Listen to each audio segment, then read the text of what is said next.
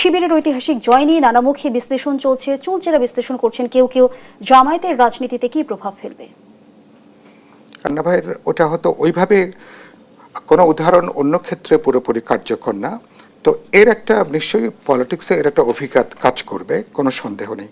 কিন্তু এটাকে জাতীয় রাজনীতি বা আগামী নির্বাচনের সাথে যুক্ত করে দেখবার যে এই বিজয়টাই পরবর্তীকালে জাতীয় রাজনীতির বড় কোনো ভূমিকা রাখবে, আমি এটা বিবেচনা করছি না। এই জায়গা থেকে প্রথমত এটার ভোটার যারা, তারা একটা খুব ছোট একটা অংশ, সেটা কতজন, দেশে 12,60,00,000 উপরে হচ্ছে ভোটার, একটা সংসদীয় আসনের ভোটারই হচ্ছে 4 লক্ষ থেকে 5 লক্ষর মতন। তো ফলে এর একটা ইম্প্যাক্ট, ধরুন ঢাকা বিশ্ববিদ্যালয়ে যদি ধরে নিই ছাত্র শিবির তো নিজের নামে ইলেকশন করেনি, যেটা গোলাম আলা রনি বলবার চেষ্টা করলেন, তাদের বহু বছরের তাদের লেগে থাকা একটা কাজের, তারা ইঞ্চিতে তারা যে কাজ করেছেন এবং তারা যে কৌশলে তারা নিয়েছেন, এটা গুপ্তভাবে তারা ছাত্রলীগের বুকে পিঠে কোলের মধ্যে থেকে যেভাবে তারা কাজ করে এসছেন এবং গত 1 বছরও একইভাবে, এবং এই কাজ করতে যেয়ে কিন্তু অন্যান্য ছাত্র দল সহ অন্যান্য সংগঠন কিন্তু তারা প্রায় উচ্ছেদই তারা কিন্তু ছিলেন শিক্ষাঙ্গন থেকে, বিশ্ববিদ্যালয় থেকে।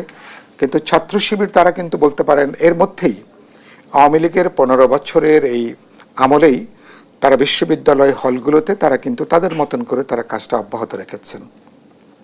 এবং গত 1 বছরও যে সরকার গঠিত হলো, সরকার এবং সেই সরকার এদেরকে প্রচ্ছন্ন প্রত্যক্ষ পরোক্ষভাবে বহুমাত্রিক একটা সহযোগিতা তারা কিন্তু নিয়েছেন।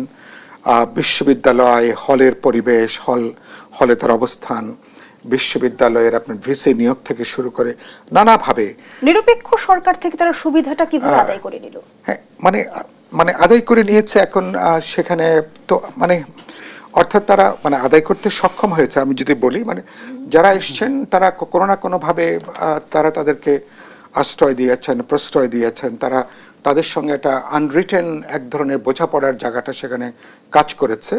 ফলে এটা এইটুকু, কিন্তু এটার যেটুকু ফলাফল, তারপরও আমি মনে করি নির্বাচন হয়েছে।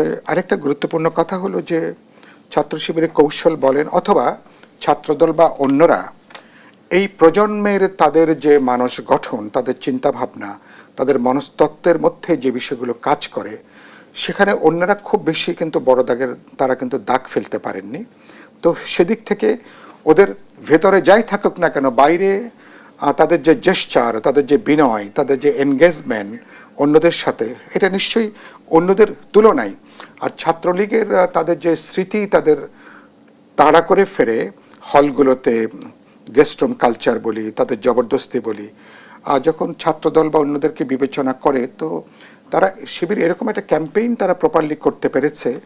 তাহলে কি এটাকে কি এখন পুরনো জমানাকে অন্য চেহারায় ফিরে আসবে কিনা? তো সেখানে অ্যাপারেন্টলি তাদের বা দৃশ্যত তাদের যে বিহেভিয়ার, প্রত্যেকের সঙ্গে তাদের বিনয়, তাদের সৌজন্য, তো যেগুলো আপনি দেখেন, এবং একই সাথে প্রত্যেকের এমনকি ভর্তি হওয়ার, এবং তারা তো কলেজ থেকে শুরু করে ভর্তি হওয়ার পর থেকে ইন্ডিভিজুয়াল লেভেলে তাদের সাথে যে সম্পর্ক, তো এটা তাদের সাথে এক ধরনের অর্গানিক রিলেশনশিপ তৈরি করেছে। তো এই বাস্তবতা অস্বীকার করবার কোনো জায়গাটা নেই। তার একটা ফলাফল তারা, আমি শেষ করি, তার একটা ফলাফল তারা এসছেন, একটা উৎসবমুখর পরিবেশে হয়েছে। এটা নিয়ে হয়তো বড় ধরনের কোনো অভিযোগ নাই। যে সমস্ত অভিযোগগুলো আছে, অভিযোগগুলো যদি সত্যও ধরি, তাতে ডাকসু নির্বাচনের ফলাফল খুব বেশি তাতে হেরফের হতো না, খুব বেশি পরিবর্তন হতো না। আবার একই সাথে জাকসুতে, যেটা রনি ভাই বলবার চেষ্টা করলেন, ডাকসুতে কিন্তু এখন উল্টো রথের যাত্রা শুরু হয়েছে। আর ডাকসুতে সেখানে কোনোভাবেই, এমনকি আমি জামাতের নেতারাই গতকালকে, আমি নাম উল্লেখ করছি না, তিনি বললেন যে আমাদের ভিপি, তারা বললেন একজন এজিএস বড়জোর তাদের বেরিয়ে আসতে পারেন, হলে কিছু জায়গাটাকে বেরিয়ে আসতে পারেন। কিন্তু অর্থাৎ জাহাঙ্গীরনগর বিশ্ববিদ্যালয়ে তার যে রাজনৈতিক অবস্থান, সাংস্কৃতিক জায়গাটা, মনোজাগতিক তার যে অবস্থান, আমাদের বিশ্ববিদ্যালয়গুলোর মধ্যে ধরা হয় যে সবচেয়ে উন্মুক্ত, সবচেয়ে মুক্তিবুদ্ধির চর্চা জাহাঙ্গীরনগর বিশ্ববিদ্যালয়। তো সেখানে ছাত্র শিবিরের মতন সেখানে তাদের এরকম একটা প্যানেলে তারা জয়লাভ করবেন, এটা কারো চিন্তার মধ্যেই নাই। 7টা প্যানেলের মধ্যে 5টা যখন প্রত্যাখ্যান করে, বর্জন করে, যখন বয়কট করে, শিক্ষক মণ্ডলী যারা দায়িত্বে ছিলেন তারা যখন নির্বাচন চলাকালীন তারা যখন দায়িত্ব থেকে তারা সরে আসেন, অসংখ্য অভিযোগ। এবং আজকে একটু আগে দেখলাম একজন নির্বাচন কমিশনার যিনি দায়িত্বে ছিলেন তিনি পদত্যাগ করেছেন। ভোট গুনতে একজন মারা গেছেন। তো ভোট গুনতে খুবই দুর্ভাগ্যজনক, দুঃখজনক। ডাকসুতে একজন সাংবাদিক মারা গেলেন, ডাকসুতে একজন শিক্ষিকা মারা গেলেন, যেটা আমাদের জন্য খুবই কষ্টের, খুবই বেদনার এটার জন্য। কিন্তু তখন তো উচিত ছিল এত ধরনের গুরুতর অভিযোগ 5টা প্যানেল যখন প্রত্যাখ্যান করছে, বর্জন করছে with documents, facts and figure, সাংবাদিকরা লাইভ করছে, অনিয়ম হচ্ছে, অসংখ্য বিষয়।